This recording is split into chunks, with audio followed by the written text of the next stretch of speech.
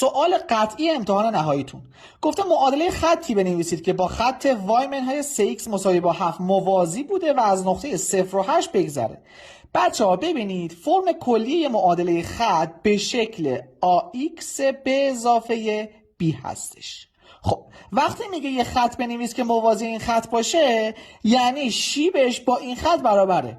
این خط رو شبیه ax به اضافه b کن، یعنی x و ضریبش رو ببر سمت راست، یعنی این شکلیش بکن.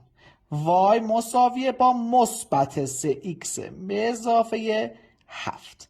خب این خطی که میخوایم بنویسیم شیبش با این خط برابره، یعنی شیبش چنده؟ آفرین، شیبش 3. این یک. خب برای نوشتن این خط ما به عرض از مبدأ احتیاج داریم دیگه.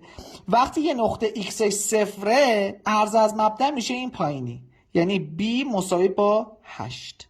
حالا معادله خط ما به شکل 3x به اضافه 8 میشه.